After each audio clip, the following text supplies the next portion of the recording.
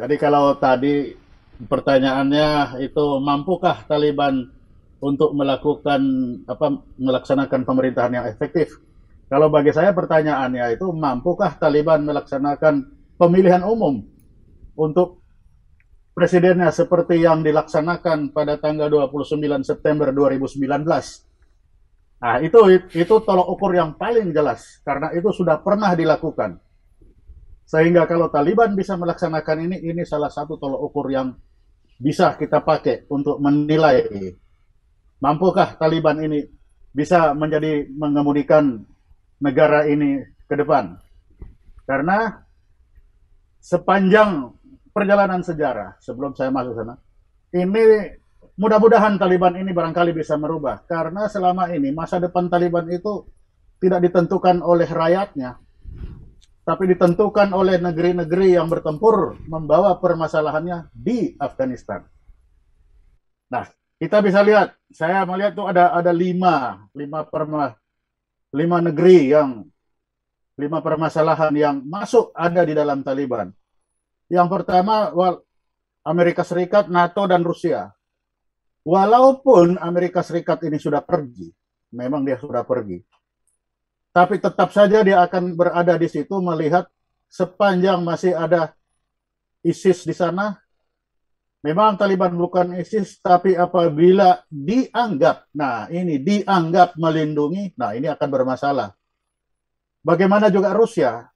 Rusia juga sama. Yang menjadi perhatian itu adalah keberadaan ISIS-nya ada seberapa jauh ada di sana.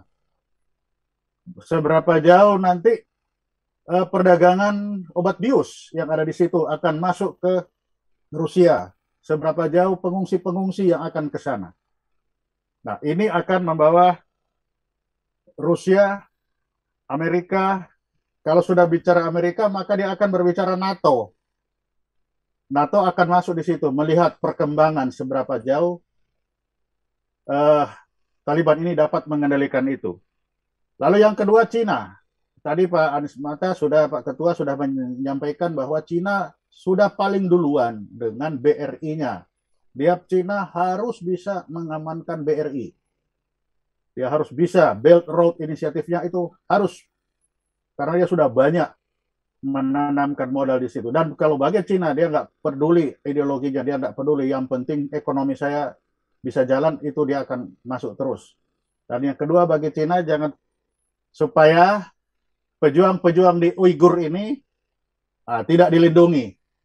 Jadi paling tidak kalau ada masalah Cina dengan pejuang-pejuang di Uighur, ini tidak mendapat tempat di Afghanistan nantinya untuk tempat bersembunyi atau tempat safe haven atau ada pendukungnya.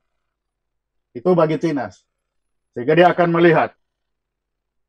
Lalu yang ketiga, hubungan India-Pakistan. India selama hampir 20 tahun ini sudah berinvestasi sekian banyak di Afghanistan. Nah, dengan lahirnya Taliban ini, seberapa jauh India ini nanti akan bisa terus berlanjut untuk melanjutkan investasinya. Mengingat Taliban ini punya historik yang bagus dengan Pakistan. Tadi Pak Adis Bata sudah menyampaikan bahwa ada hubungan yang tidak baik antara India dan Pakistan. Yang celakanya lagi di sana ada Cina. Jadi kalau terjadi hubungan antara Pakistan, Afghanistan, dan Cina, India ini pasti akan meradang. Lalu kemana India akan meradang? India akan masuk ke NATO. Ikut ke sana dia. Nah, ini akan diganggu-ganggu lagi nih. Itu baru sampai India. Kalau sampai di NATO, nanti Turki. Jangan lupa, Turki itu bagian dari NATO. Mau tidak mau, suka tidak suka, Turki juga akan masuk ke sana. Sudah tambah lagi satu. Kalau sudah Turki, kita jangan lupa Iran. Tadi sudah disampaikan juga. Iran pasti akan melihat Hazara. Ini suku yang nomor 3 jumlahnya, kelompok Syiah yang ada di situ. Karena dulu pernah kelompok ini diserang. Nah, pasti Iran akan melihat itu. Sepanjang itu tidak diganggu, dia akan aman saja. Tapi kalau itu diganggu, pasti dia akan masuk. Dan yang paling terakhir satu, masalah Taliban itu sendiri. Mereka sendiri di dalam negeri seperti apa? Yang ada sekarang, selama 20 tahun mereka sudah memiliki nilai-nilai baru. Kita bisa lihat itu ada gambar-gambar untuk spa ya, itu sudah ada. Nah, nanti apakah ke depan masih ada seperti itu? Jadi nilai-nilai yang sudah ada selama hampir 20 tahun ini tertanam, ini apakah masih bisa dilanjutkan atau diganti dengan nilai-nilai baru? Nah, ketika ada pergantian nilai-nilai baru, nah di sini takutnya terjadinya failed state. Di sini kita mengukur bagaimana kira-kira uh, transformasi dari nilai yang sudah ada. Ini 20 tahun ini kan sudah satu generasi nih, paling tidak satu generasi. Lalu bisakah nilai-nilai ini dipertahankan untuk ke depan? Atau kembali ke nilai-nilai lama? Kalau itu akan bermasalah intern Taliban sendiri dengan masyarakatnya sendiri. Kita bisa lihat sampai sekarang pendukung Presiden Ashraf Ghani masih melakukan perlawanan di mana-mana. Nah, inilah sebenarnya proksi-proksi yang nanti bisa dimainkan oleh negara-negara sekeliling apabila kepentingan-kepentingannya merasa terganggu. Jadi memang di sini bisa terlihat bahwa masa depan Afghanistan ini tidak ditentukan oleh rakyatnya, tapi ditentukan oleh negeri-negeri yang ada di sekeliling terhadap kepentingan mereka masing-masing. Ini bagi Indonesia, makanya bagi Indonesia ini sangat penting. Kemana kita mau melangkah? Kita harus tunggu sampai pemilu ini terjadi. Karena kalau kita salah melangkah, kita dicap mengikuti satu aliansi, dari situ itu, kitanya jadi musuh. Perangnya di Afghanistan, Indonesia yang kena. Karena begitu banyaknya permasalahan kepentingan-kepentingan negara sekeliling ini terhadap Afghanistan ini. Dan sekarang kita memang masih menunggu bagaimana para Taliban ini bisa mengakomodir semua kepentingan-kepentingan yang ada di lingkungannya. Kalau ini dia tidak bisa mengakomodir, maka dia akan digoyang terus. Pasti dia akan digoyang terus. Dan ini goyangnya kekuatannya kan besar itu. Kalau kita lihat Taliban, kalau Afghanistan, Pakistan, Cina, dan Afghanistan menyatu, lalu India pasti akan mencari. Pakistan sendiri juga punya masalah nanti dengan ada beberapa masalah dengan Taliban sendiri, masalah batas negaranya dia.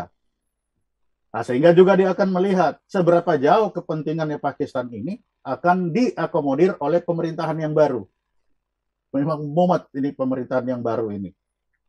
Kalau melihat perkembangannya. Dan sekarang kita sudah lihat masing-masing semua sudah mencoba menanamkan kukunya di sana. Turki sudah bilang saya yang akan mengawasi lapangan terbangnya. India walaupun mundur sudah mulai mendekat ke NATO. Bagaimana? Ada sudah mulai. Jadi sekarang masing-masing negara yang ada di sekeliling ini sudah mulai menanamkan kukunya, sudah mencoba mengantisipasi apa kira-kira yang akan dilakukan oleh Taliban ke depan dalam beberapa bulan ini. Kalau itu tidak sesuai atau itu membahayakan kepentingan mereka, pasti mereka goyang. Dan lagi-lagi Afghanistan rakyatnya akan terpuruk kembali. Memang kasihan ini negeri ini. Rakyat Pakistan tidak bisa menentukan masa depannya, tapi masa depan ditentukan oleh negeri-negeri sekeliling. Jadi itu saya kira perkembangan yang ada sekarang ini, yang sudah kita bisa lihat sejak awal. Cina juga sudah begitu. Ini belum kita berbicara nanti kalau Arab Saudi lagi, kalau ada Turki di sana nanti Arab Saudi lagi. Nah itu nyambung-nyambung lagi nanti ke sana, tambah banyak lagi dia. Ini baru kita ambil yang besar-besar aja dulu. Nanti belum lagi dia begitu masuk Turki, nanti Arab bilang apa lagi. Nanti kalau bilang Arab Saudi mana lagi yang tadi yang sudah disampaikan Pak Anies Mata juga, itu akan menimbrung rame-rame di sana. Jadi memang ini sangat-sangat sulit bagi Taliban ke depan. Tapi bagi saya, bagi mereka tentunya yang pertama yang bisa bagi mereka apabila dia ingin tampil itu mereka harus sanggup minimal sama dengan apa yang dilaksanakan terpilihnya Presiden Ashraf Ghani melalui pemilu yang ada di sana. Jadi akhirnya untuk sementara itulah kira-kira perkembangan geopolitik yang ada di sana yang sangat mempengaruhi perkembangan ke depan tentang Afghanistan.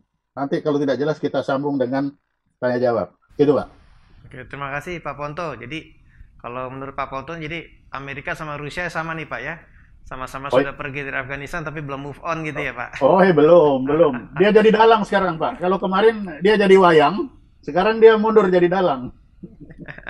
Nah, jadi kan kalau menurut Pak Ponto kan kita Indonesia ini sebaiknya wait and see dulu ya Pak ya. Artinya melihat bagaimana konsolidasi internal Afghanistan berlangsung sebelum memutuskan langkah yang terbaik untuk mendukung Afghanistan ya. Ya, karena begini, seperti tadi disampaikan Pak Abulia, bahwa apapun posisi Taliban saat ini itu adalah pemberontak bersenjata. Pemberontak bersenjata. Jadi dalam bernegara ya, kalau kita melihat dalam bernegara posisinya adalah pemberontak bersenjata. Karena apapun itu Presiden Ashraf Ghani itu adalah presiden hasil pemilu. Nah, kita melihat perjanjian Doha. Perjanjian Doha itu hanya perjanjian antara Amerika dan Taliban. Tidak ada perjanjian antara Taliban dan pemerintah. Tidak ada. Jadi apakah ini presiden pergi melarikan diri atau tidak? Tapi yang jelas dilihat dari bernegara ini adalah pemberontakan bersenjata. Dan Presiden Joe Biden juga menyatakan bahwa Taliban ini dari militan sekarang jadi militer. Nah, itu ada istilahnya dari militan menjadi militer. Jadi dia menjadi pemberontak bersenjata. Nah, ini juga dengan status seperti ini, jadi kita memang harus menunggu. Dengan status sebagai pemberontak bersenjata, dia harus mengkonvert, merubah melalui pemilu, baru dia menjadi legitimate. Nah, kalau sudah legitimate, nah baru kita bisa menentukan sikap. Karena kalau masih dalam status sebagai pemberontak bersenjata, lalu kita sudah menentukan sikap, nanti bisa terbalik bagi kita nanti. Bisa terbalik. Jadi bagi kita saya kira jelas ininya apa tolak ukurnya. Untuk Afghanistan ini telah jelas tolak ukurnya karena sudah pernah ada pemilu. Ashraf Ghani ini hasil pemilu. Tidak ada perjanjian antara Taliban dan Ashraf Ghani, perjanjian antara Amerika dan Taliban. Dan Amerika sendiri menyatakan bahwa dia di sana bukan untuk building nation, tapi dia untuk counter teroris.